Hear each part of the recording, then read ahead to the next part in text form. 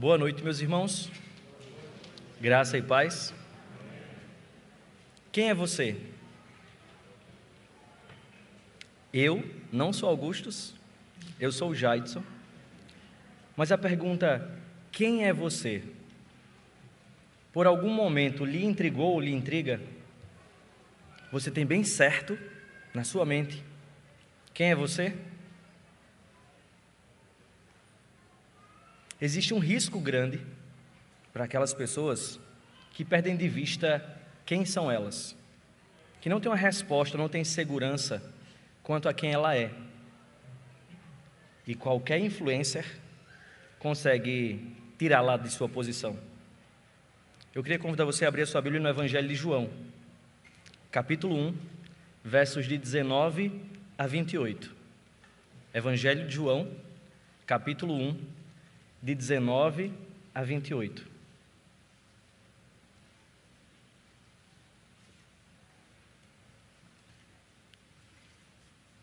Evangelho de João 1, de 19 a 28, diz assim, acompanhe a leitura na sua Bíblia. Este foi o testemunho de João, quando os judeus lhe enviaram de Jerusalém sacerdotes e levitas para perguntar: quem é você? Ele confessou e não negou. Confessou: eu não sou o Cristo. Diante disso lhe perguntaram: quem é você então? Você é Elias? Ele disse: não sou. Então perguntaram: você é o profeta? Ele respondeu: não sou.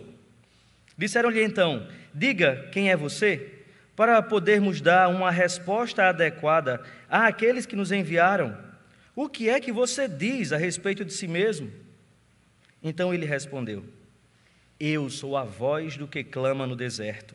Endireitem o caminho do Senhor, como disse o profeta Isaías. Ora, os que haviam sido enviados eram do grupo dos fariseus e perguntaram a João: então por que você batiza, se não é o Cristo, nem Elias, nem o profeta? João respondeu: eu batizo com água, mas no meio de vocês está alguém que vocês não conhecem. Ele vem depois de mim, mas não sou digno de desamarrar as correias de suas sandálias. Essas coisas aconteceram em Betânia, do outro lado do Jordão, onde João estava batizando. Vamos orar? Obrigado, Senhor, por essa noite especial nas nossas vidas, onde temos o privilégio e a oportunidade de nos congregar, Senhor, de nos juntar com os nossos irmãos e atendermos a Tua santa convocação, e aqui nos reunirmos em adoração ao Teu nome. É um privilégio, Senhor, contemplarmos a Tua glória, a Tua majestade. É um privilégio poder levantar a voz, Senhor, e cantarmos, Pai, quão grande é o Senhor, e anunciarmos os Teus feitos e os Teus atributos que são perfeitos.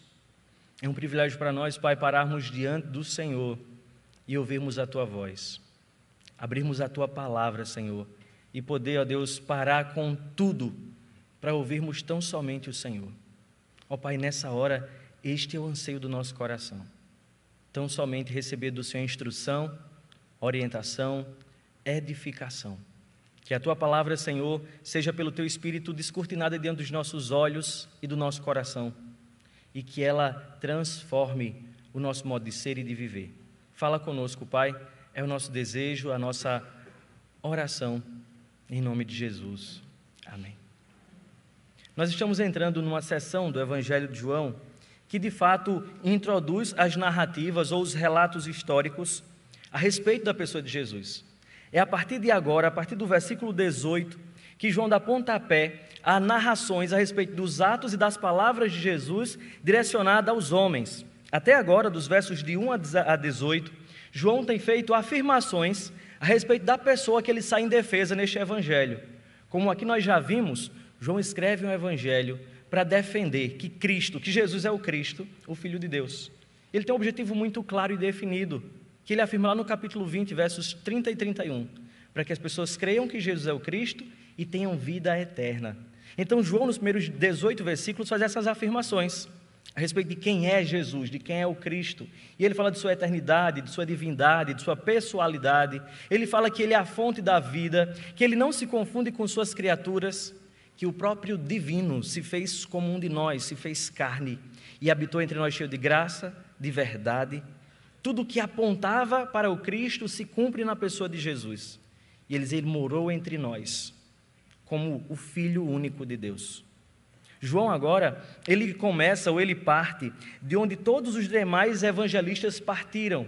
E eu não sei se você já prestou atenção, mas todos os evangelhos, eles começam a falar do ministério de Jesus a partir do ministério de João Batista. Mateus faz isso no capítulo 3 do seu evangelho, Marcos faz isso no capítulo 1, Lucas no capítulo 3 e João também.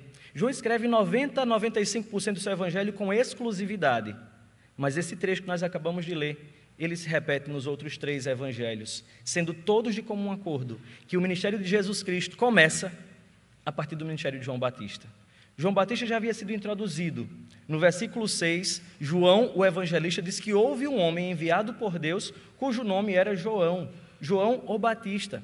E é interessante nós vermos que João foi apresentado já no versículo 6 como alguém diferente de Cristo, fazendo esse contraste. Jesus era o próprio Deus vindo ao mundo. João foi um homem. Jesus foi o próprio Deus encarnado. João foi um enviado de Deus, mostrando, enaltecendo essa pessoa de Jesus Cristo. João já foi apresentado para a gente, já foi falado a respeito dele, lá no capítulo 1, verso 15, quando ele diz, o testemunho de João diz, ele é aquele de quem eu dizia, ele vem depois de mim, mas é mais importante do que eu. João aparece mais uma vez, como uma figura distinta, mas que a sua missão é apontar para outro.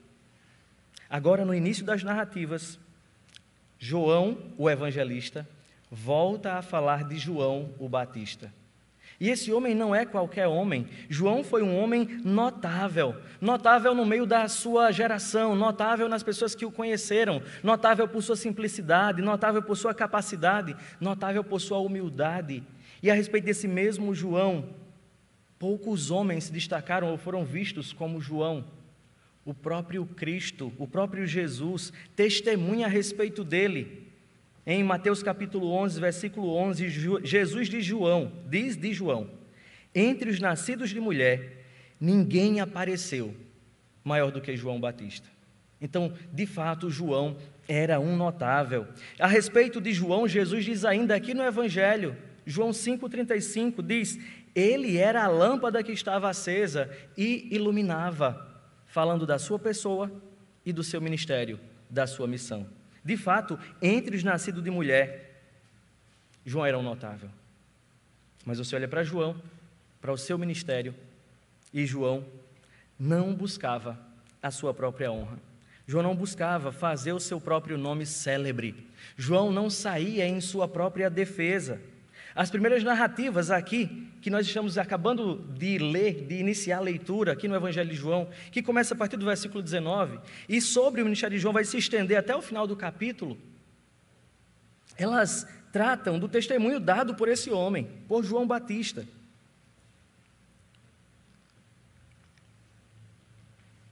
E essa primeira narrativa, ela cobre 4 dias da vida de João, desse homem notável. Observe aí, a primeira nós iniciamos no versículo 19, e João está dizendo a respeito de João Batista, este foi o testemunho de João, e ele fala a respeito de um dia na vida de João, quando ele recebe uma comitiva de judeus, que vem para investigá-lo, é o trecho que nós lemos, mas no versículo número 29, João, o evangelista, acrescenta mais um dia, o dia seguinte a este que nós acabamos de ler. No versículo número 35, mais um dia é acrescentado. E no verso de número 43, mais um dia. Então essa primeira narrativa, ela cobre 4 dias do ministério de João Batista. Apenas 4 estão em foco. Nós lemos a respeito apenas do primeiro dia, que nós vamos ver depois esses outros 3 dias. E é nesse segundo dia aí, no dia seguinte do verso 29, é que João vê Jesus. E João faz uma afirmação gloriosa a respeito de Jesus, bem famosa, talvez a mais famosa do ministério de João. Ele diz, eis o Cordeiro de Deus, o Cordeiro de Deus que tira o pecado do mundo. E João disse, esse é aquele de quem eu falo a respeito, de quem eu falava para vocês. E João, nessa ocasião, quando vê Jesus, ele diz, esse é aquele que eu batizei. E na ocasião, eu vi o próprio Espírito de Deus descer sobre ele. Ao que tudo indica, para a gente situar no tempo, a leitura que nós fizemos do verso 19 a 28, cobre o último dia da tentação de Jesus no deserto. Provavelmente, no versículo 29, seja o dia que Jesus está voltando de sua tentação, e João avista Jesus e vê Jesus. Jesus está vindo preparado para iniciar o seu ministério, e João está vivendo talvez os últimos dias, os dias vendo assim a sua pregação se concretizar. Ele já está entre vocês. Então, os versos de 19 a 28, trata, portanto, ou provavelmente estava ali, enquanto estava vendo o 40º dia de sua tentação no deserto. João estava recebendo os seus inquiridores, os seus investigadores, que vêm saber: quem é você? E João não está muito ansioso para dizer quem ele era. João estava ávido para apontar aquele para quem a sua missão era direcionada. E é interessante que, olhando para esse relato de 19 a 28, que se passa nesse último dia da aprovação da tentação de Jesus no deserto, é nessa sessão que nós começamos a ver um homem humilde, o humilde testemunho de um homem a um comitê de judeus, enviados pelos governadores ou pelos líderes da igreja naquela região, pelos líderes do Sinédrio. E é diante dessas informações que eu queria convidar você a parar diante desse texto e a pensar a respeito do humilde testemunho de João Batista. E percebemos as características do que configura essa humildade, ou esse testemunho humilde, esse homem que não buscava os seus próprios interesses. E nós olhamos para os versos 19 em diante, nós vemos isso. O texto está focado nesse testemunho de João. Quando? Em que circunstâncias? Quando os judeus lhe enviaram de Jerusalém sacerdotes e levitas para fazer perguntas para João. O que é interessante a gente parar para pensar é que a notabilidade de João era clara, perceptível, a ponto de incomodar o Sinédrio, a ponto de incomodar os judeus. Nos outros relatos que você lê nos evangelhos, você percebe que onde João vinha, ou onde João passava, as multidões afluíam das cidades para ir até João, para ouvir a pregação de João e para serem batizadas por João Batista. Mas João era diferente de todas as figuras daquele tempo. E o que marcava na figura de João era a sua simplicidade. Ele vestia roupas comuns e ele comia comida comum. Ou até mesmo assim, era muito até incomum, porque as pessoas não queriam aquelas coisas. E Mateus dá esse relato para a gente, dizendo que ele vestia pele de camelo e alimentava-se de gafanhoto e de mel silvestre. E vivia no deserto. E diz que as multidões iam até ele. E ele não tinha um sermão doce, um sermão agradável. Ele era recepcionado dizendo: raça de víboras, quem foi que convenceu vocês a vir até aqui receber batismo? Vá lá, deem fruto, prova de que vocês se arrependeram de verdade. Era esse o discurso de João. Arrependam-se, porque é chegado. E quando os judeus vinham também, raça de víbora, isso é repetido por Lucas e por Mateus.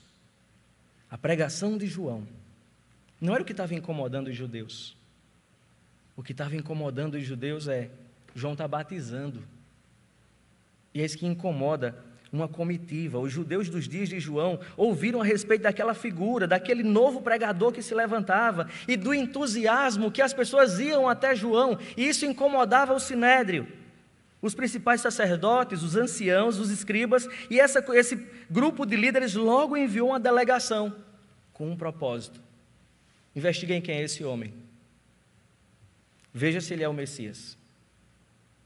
E esses inquiridores chegam até João. E a pergunta que eles fazem para João é: quem é você?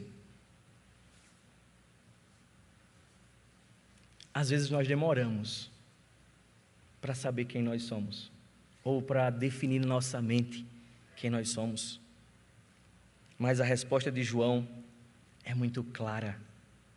E são negativas a todas as tentativas de seus inquiridores de lhe impor uma personalidade. Eles chegam a João e ele pergunta: quem é você? E é tão interessante o modo como o evangelista registra, dizendo: ele confessou e não negou. João não titubeou, João não respondeu com meias palavras, João não teve dúvida no seu íntimo quanto a quem é a resposta a essa pergunta. João respondeu, ele confessou e não negou, e ele confessou. Se algo vocês querem saber, e eu sei que vocês vieram aqui interessadíssimos em saber que personagem importante eu estou alegando ser. E eu digo para vocês, nem precisa perguntar muito nem insistir: eu não sou o Cristo. O testemunho humilde desse homem, ele é caracterizado por essa definição de quem ele é. Ele tinha muita segurança em quem ele era a respeito de si mesmo. Enquanto que aqueles sacerdotes, escribas e anciãos estavam preocupados com o seu posto, com a sua religiosidade, com tudo o que os definia, João tinha uma consciência muito definida de quem ele era. E a ansiedade daqueles sacerdotes e levitas era inquirir se ele era o Cristo. E eles não tenham dúvida, eu não sou o Cristo. Eles insistem com perguntas, eles insistem com sugestões, e ele diz no verso 21, aquela comitiva pergunta novamente, então quem é você? Responda, você é Elias? E essa é uma figura bem destacada por todos os judeus.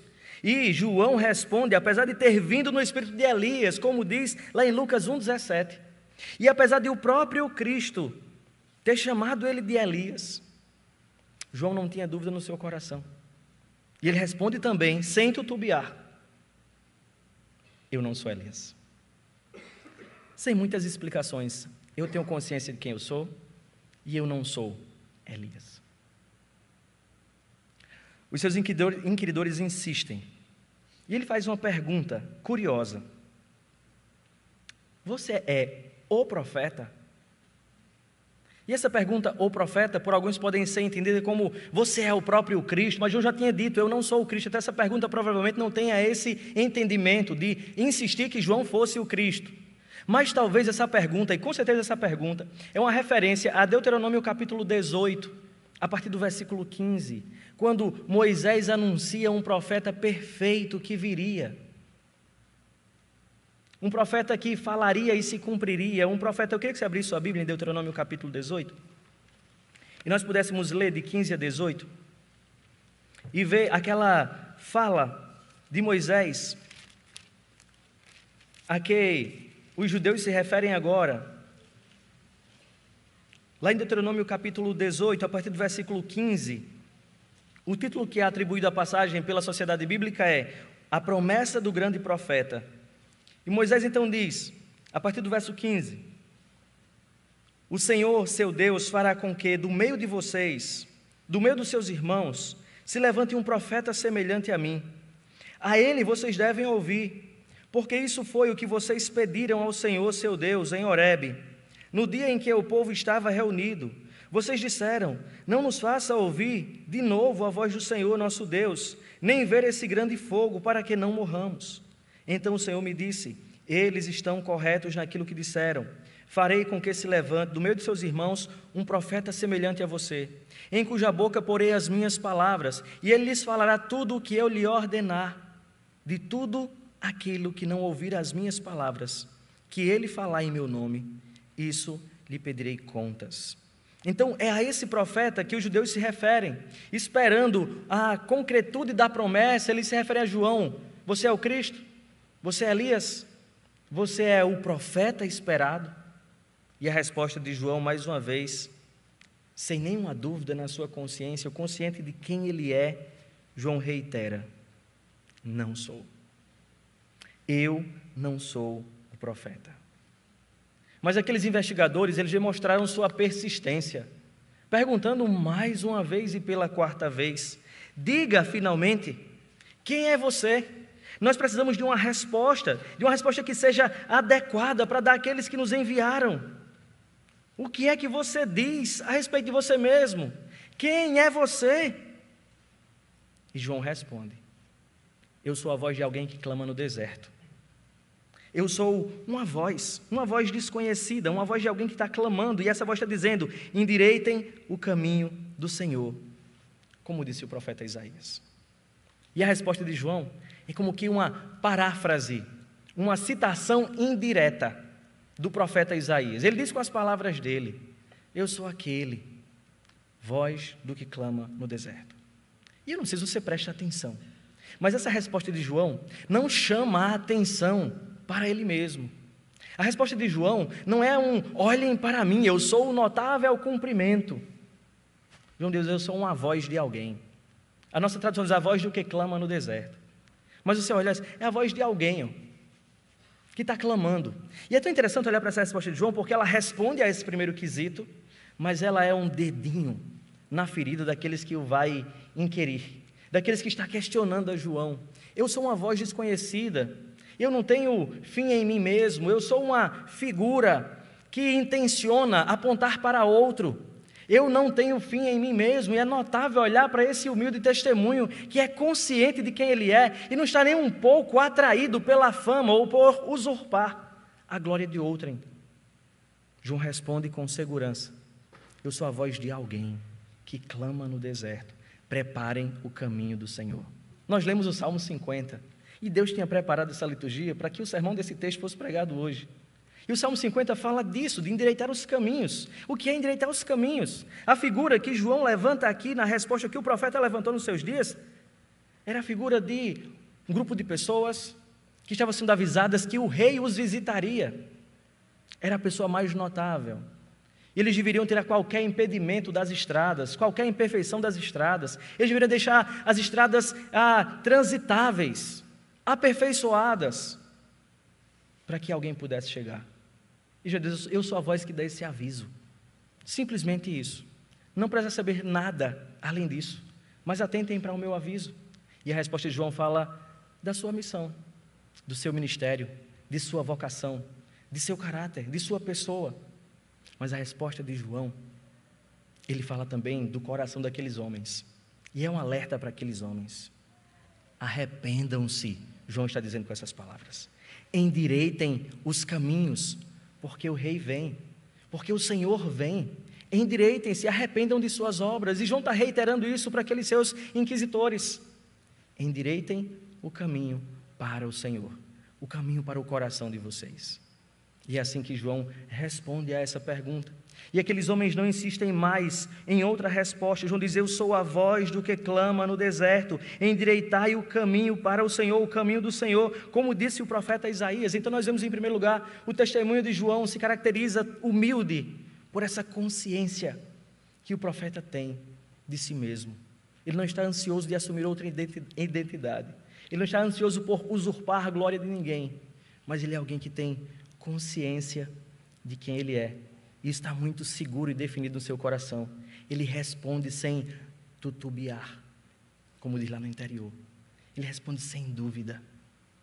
Eu sou uma voz de alguém que está falando no deserto. Ele está falando para pessoas indiferentes ou para um lugar ermo.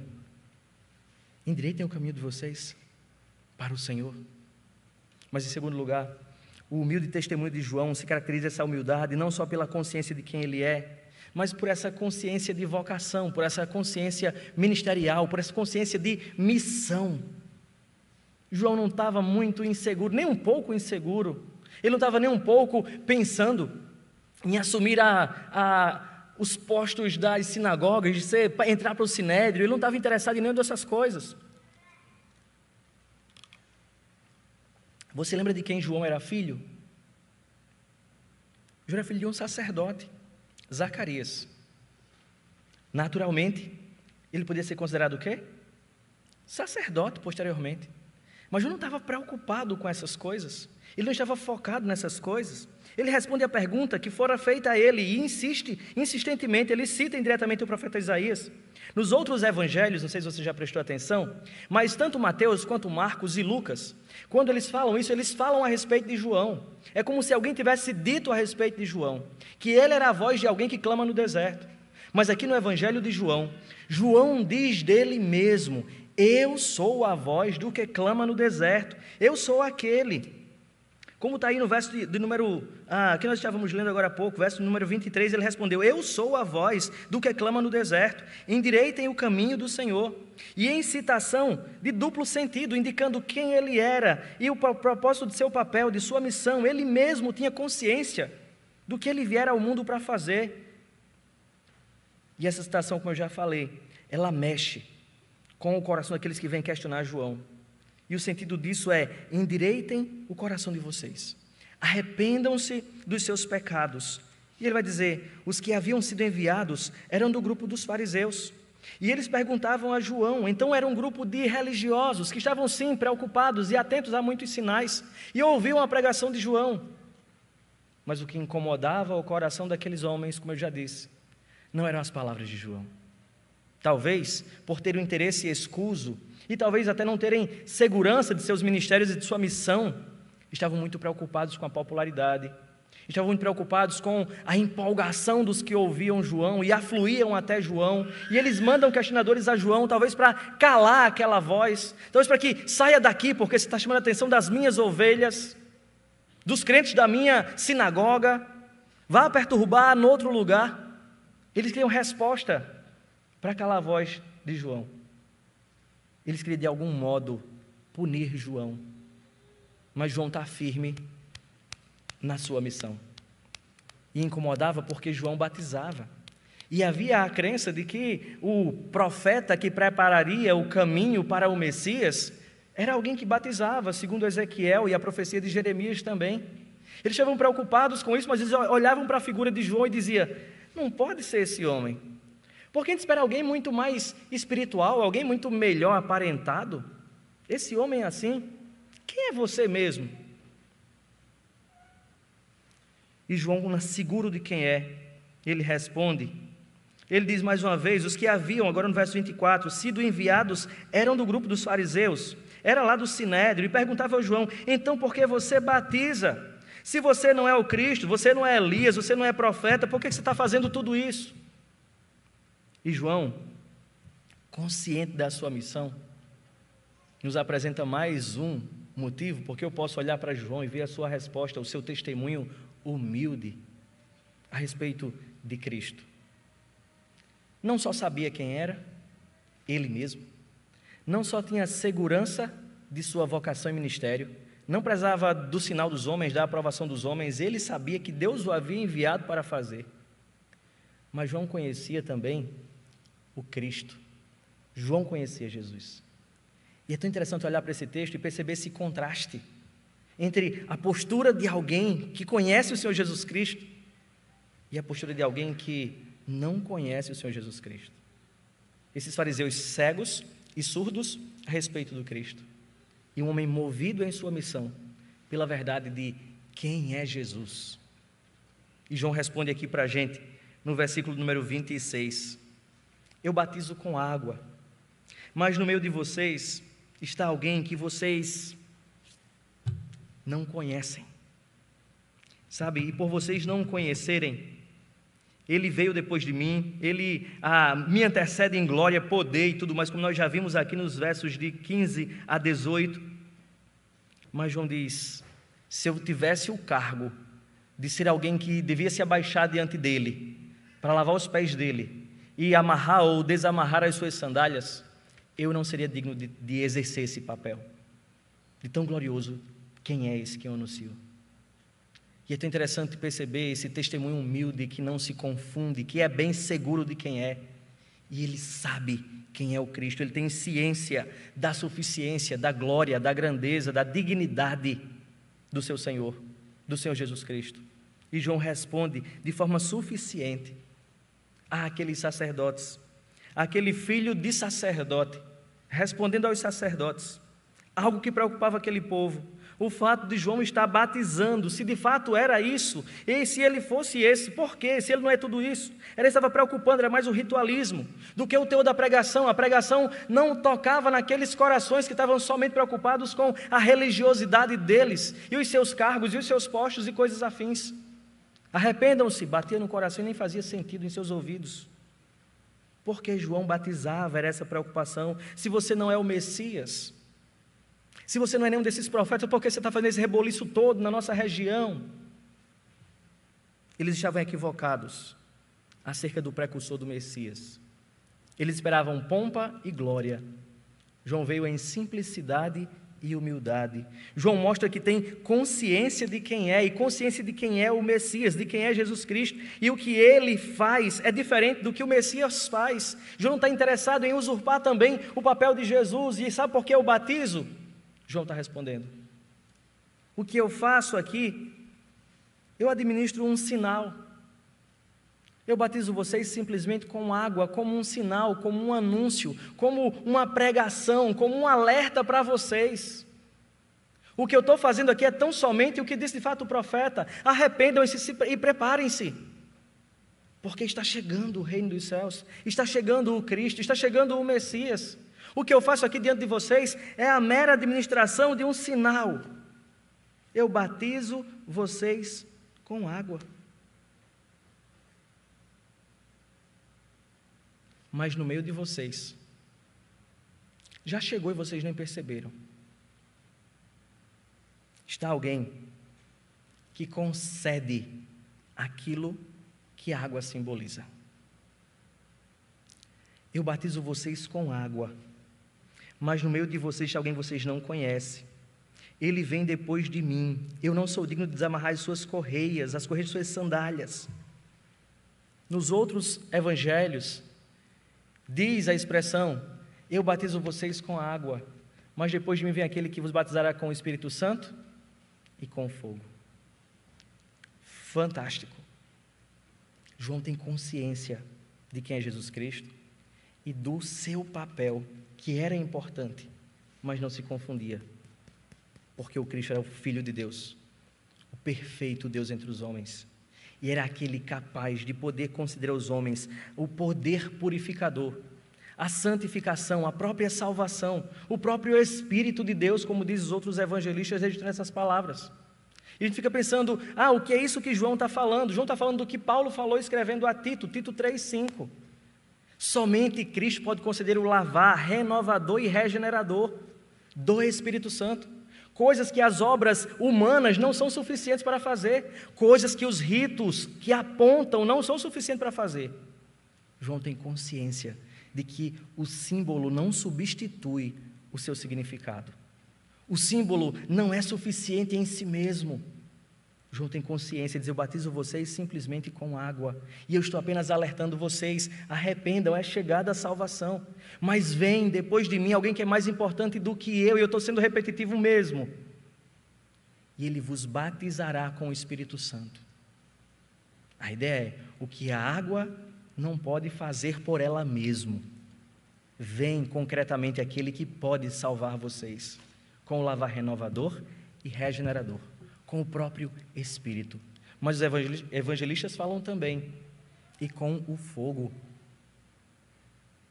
Outro vai dizer: ele separará, na eira, o trigo da palha. O trigo ele aproveita para o fim do trigo, mas o que ele faz com a palha? Ele queima. Batizar com o Espírito Santo e com o fogo não é a mesma coisa. Não é pensar: ele vai nos dar a salvação e o fervor, como alguns entendem assim. Mas ele está falando de salvação e de juízo. A mão dele está lá, aquela pá, para separar aquilo que fora figurado na parábola do joio e do trigo.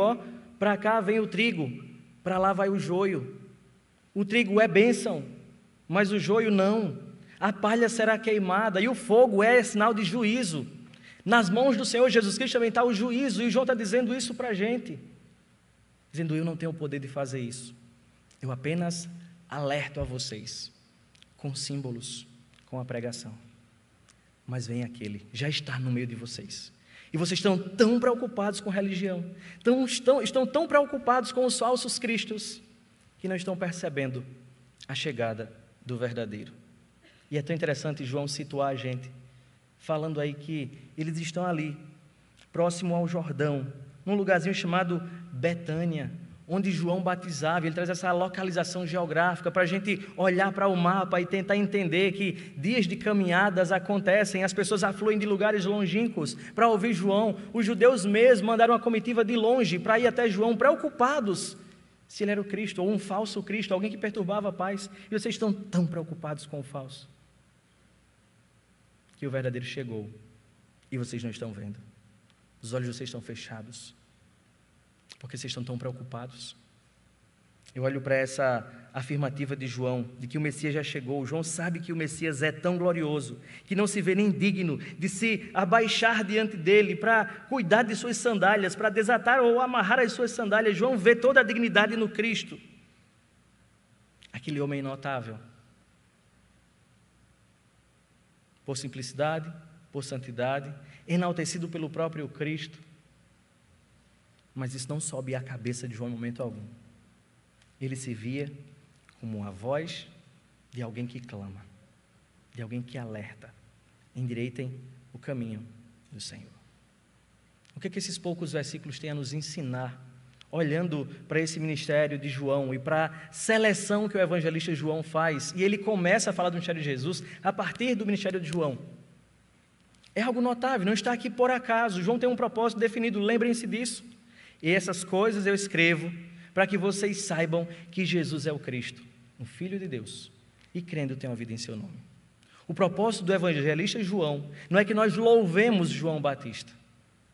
O propósito do evangelista João é que nós atentemos para o testemunho de João Batista.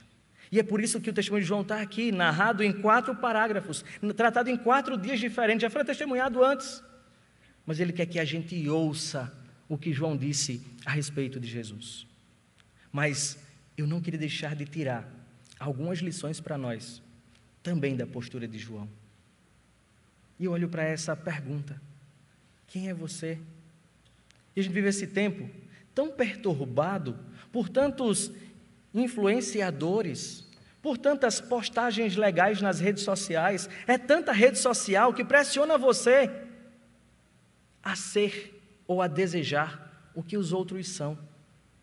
E a gente vive essa confusão que responder a quem é você é um misto de pessoas. Eu quero ter a eloquência de fulano, a popularidade de ciclano, a inteligência de fulano de tal, viajar como fulano, conquistar como fulano, ser como ciclano, conseguir dominar minhas contas como fulano. E a gente começa a mostrar isso e fazer essa confusão na cabeça da gente, que nós não sabemos mais quem somos nós.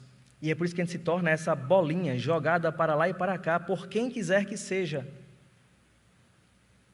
Porque nós não temos mais consciência de quem nós somos. João tem consciência de quem ele é em Cristo Jesus. João sabe que ele é um ser humano criado à imagem e semelhança de Deus. João sabe que ele foi criado para se relacionar e para cumprir a missão que Deus estabeleceu para a vida dele. João sabe que ele é pecador e que ele precisa de um Salvador. João sabe que Cristo é o seu Salvador. E é nessa direção que ele orienta a sua existência, o seu ministério, a sua vocação. Quem é você?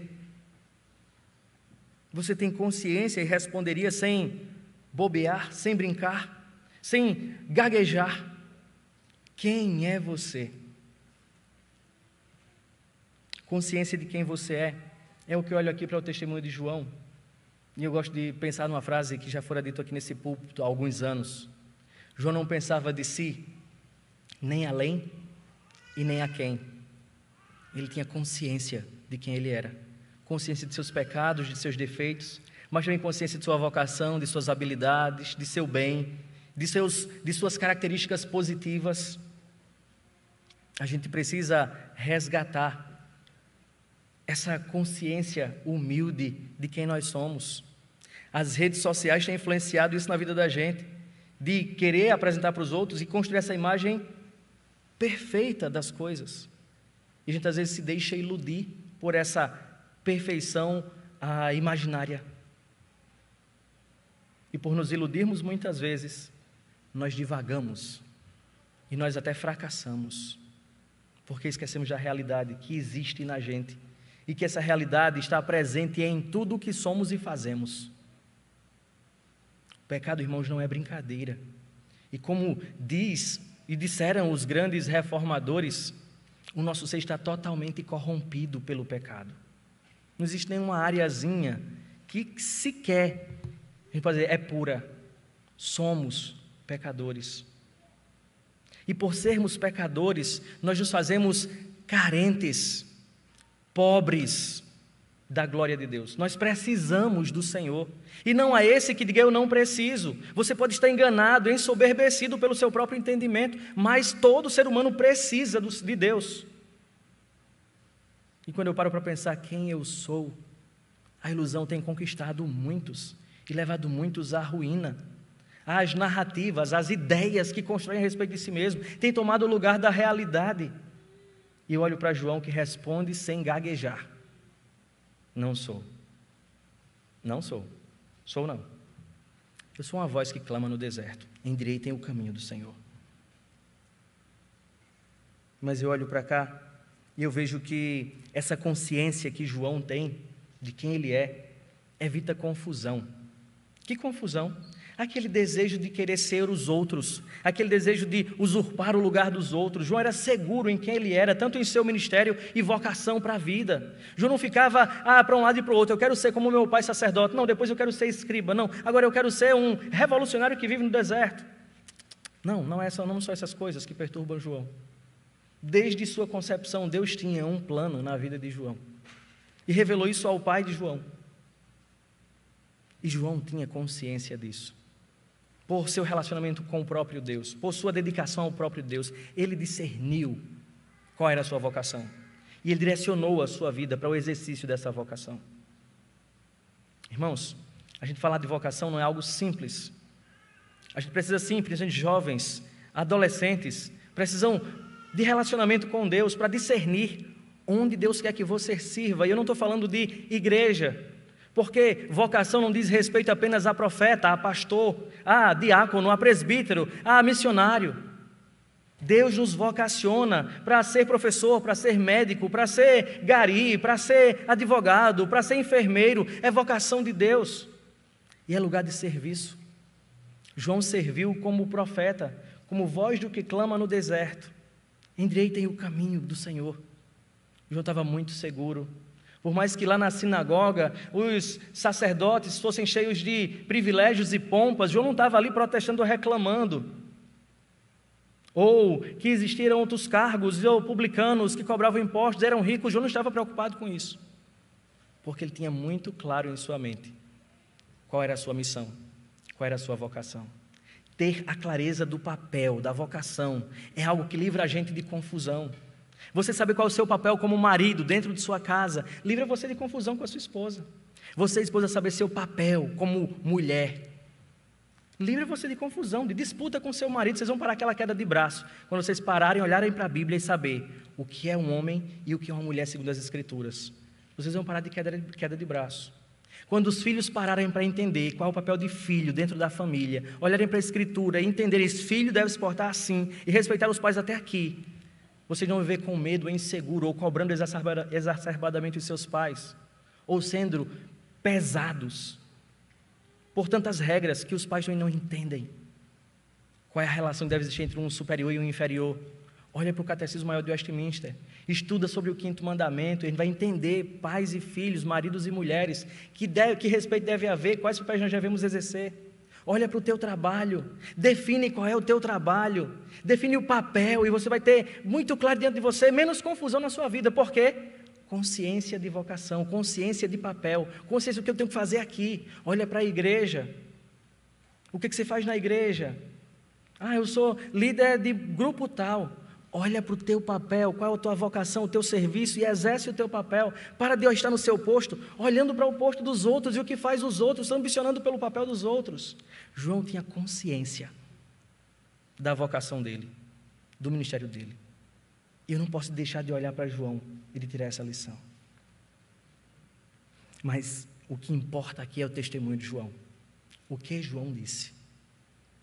Aquele que vem depois de mim, eu batizo só com água, mas ele batizará vocês com o Espírito Santo e com fogo. João faz uma distinção entre o símbolo e o seu referente, o seu significado. Ele diz, a água aqui é um símbolo, mas depois vem aquele que salva de verdade. Vocês estão tão preocupados com o símbolo, e está no meio de vocês a própria salvação, e vocês não estão percebendo.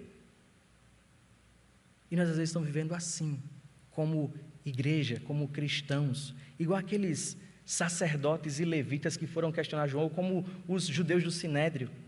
A gente inverte as coisas, porque o nosso coração ele é pós-doutorado em inverter as coisas.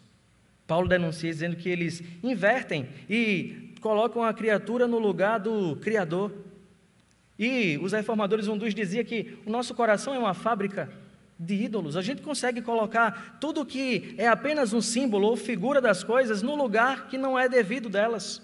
A gente coloca a religiosidade no lugar do próprio Cristo, e a gente se sente seguro quando faz as coisas da fé, e não se sente seguro na pessoa de Jesus Cristo, na fé nele. A gente dizima e dá a oferta com essa consciência de se sentir bem, em paz com Deus, talvez como que pagando uma parcela para a minha salvação. A gente inverte as coisas. Os antigos fizeram isso. Quando no deserto foram atacados ou amaldiçoados com a praga de serpente, Deus deu uma serpente de bronze. Daqui a pouco, para ser um instrumento de salvação, quem olhar seria salvo. Daqui a pouco, o povo inverte as coisas. E o símbolo é quem ganha lugar. E é a serpente que começa a ser adorada. Deus diz: destrói a serpente. Deus manda o filho dele, nascido de uma mulher. Era um instrumento, uma bênção, ela deveria ser sim reconhecida, respeitada, e deve ser. Mas as pessoas inverteram.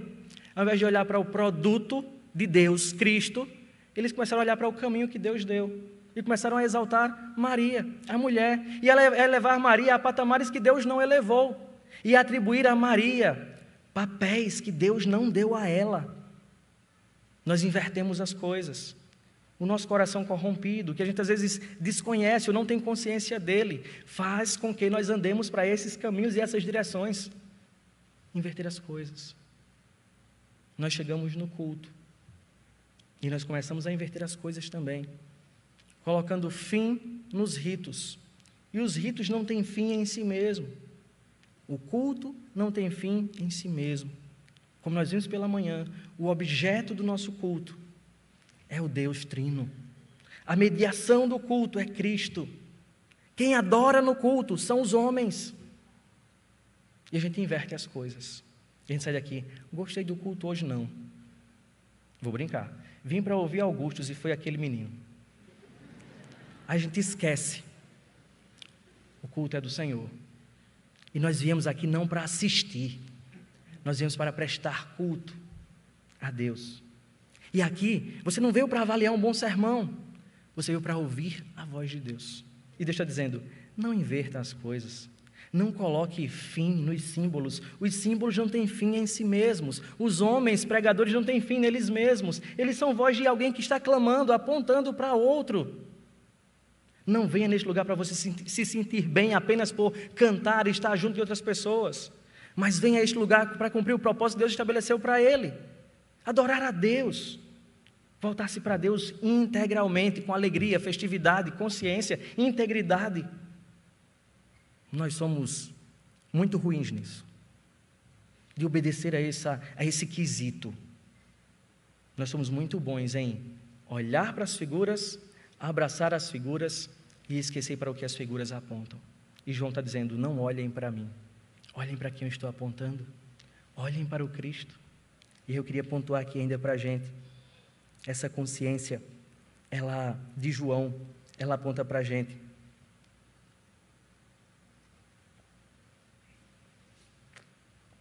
Para essa grande salvação de Deus.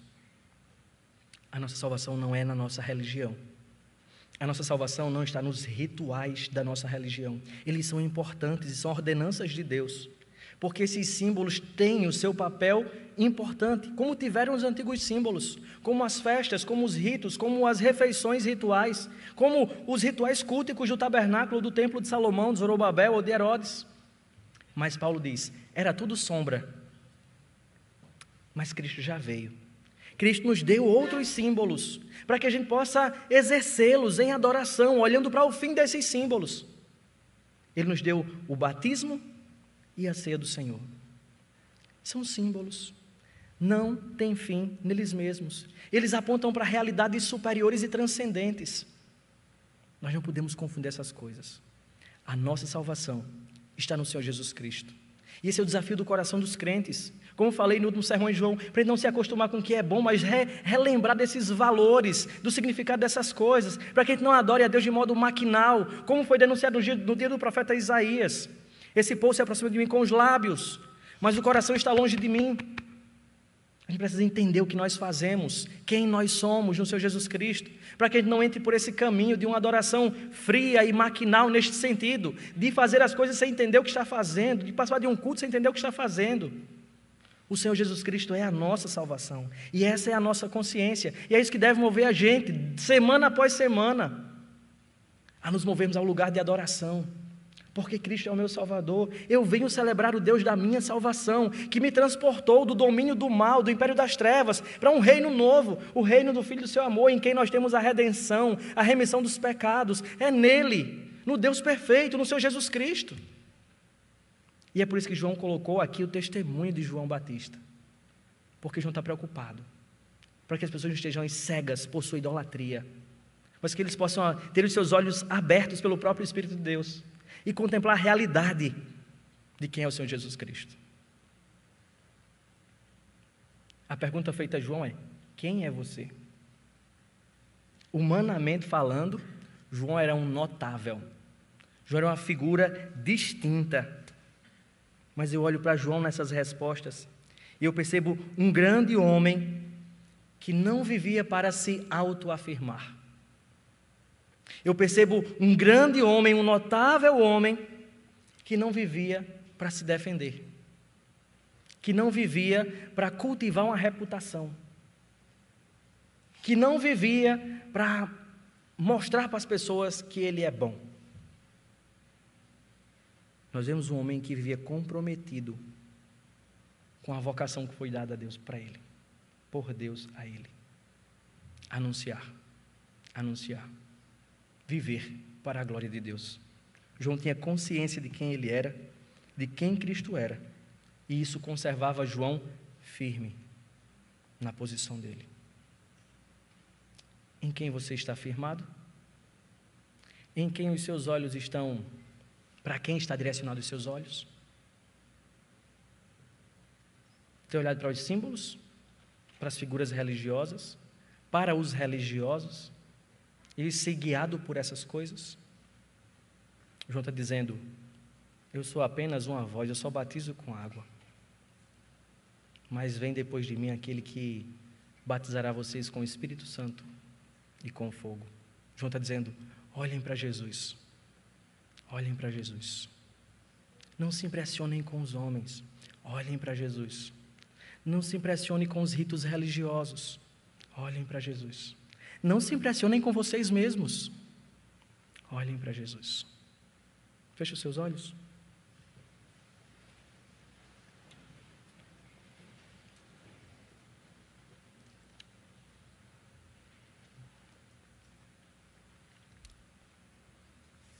Vive a lutar e a fazer guerra em defesa própria? Vive para se autoafirmar? Vive para se defender? Para cultivar uma reputação? Para postar, para que as pessoas saibam que você é feliz, bonito e inteligente? Quem é você em Cristo? Responda diante de Deus. Tem misericórdia de nós, Senhor. Tem misericórdia de nós. Te louvamos porque aqui somos lembrados, Pai, de que não podemos nos iludir com o nosso coração. Não podemos iludir com as falsas promessas do nosso tempo, da idolatria, desse tempo que cultua a estima. Ó Senhor, nos ajuda, Pai, a firmarmos os nossos pés em Ti, que é a rocha. E possamos sim, Senhor, ter consciência de quem nós somos e não vivermos assustados ou inseguros ou soprados para lá e para cá pelas influências das outras pessoas. Nos ajuda, Senhor, a definirmos e a termos segurança diante do Senhor, da vocação para a qual o Senhor nos chamou, e que isso traga segurança para o nosso coração, para exercermos a nossa função, o nosso papel, para vermos bem, Senhor, e termos prazer executando aquilo para o qual nós fomos chamados, e que isso redunde em glória e louvor para o Teu nome. Ó Pai, mas esclarece no nosso coração também a nossa idolatria, Senhor, os caminhos que os nossos olhos têm nos conduzido. Nos livra, Senhor, de nos apegarmos aos símbolos, aos ritos, à religiosidade ou às pessoas, mas que possamos manter o nosso foco no Senhor Jesus Cristo e olharmos firmemente para o autor e consumador da nossa fé. Ó Deus, que os nossos olhos estejam em Ti em confiança para a nossa salvação, que os nossos olhos estejam em Ti, Senhor, buscando também modelo para a nossa vida, para a vida de santidade, que os nossos olhos estejam em Ti, como o nosso maior desejo, como a nossa esperança, como o nosso anseio, que os nossos olhos estejam em Ti, como a nossa rocha. Ó Senhor, venha em nosso socorro, Senhor, venha em socorro daqueles que estão abatidos, confusos ou perdidos na caminhada, Senhor, e esclarece os seus olhos, Senhor, sua mente, o seu coração. Venha em socorro daqueles que estão cegos, Pai, e abre os seus olhos para a realidade espiritual de quem é o Senhor Jesus Cristo, para o poder que há no Teu nome e na obra que o Senhor realizou, e que não saia daqui, Senhor, sem afirmar em seu coração essa entrega, essa consagração ao Senhor. Vem em socorro da Tua igreja, e desperta a Tua igreja, Senhor, para um viver e um desfrutar abundante da Tua pessoa e da Tua obra. Que possamos sim, Deus, reafirmar em nosso coração que o fim principal da nossa existência é a glória do Senhor e o desfruto de quem o Senhor é, mas que isso não seja um mero conceito, um mero significado teológico, mas que isso possa ser uma realidade diária, Senhor. Desperta a igreja, Pai, que possamos buscar, ó Deus, viver a humildade que o Senhor chamou para viver, consciente de quem nós somos, Pai, pensando de nós nem além e nem aquém, mas no Senhor, vivendo na segurança e na disposição que o Senhor mesmo nos direciona. Abençoa a Tua igreja, Senhor. Obrigado por essa noite, por essa oportunidade de ouvirmos a Tua voz. Nós Te oramos gratos, em nome de Jesus. Amém.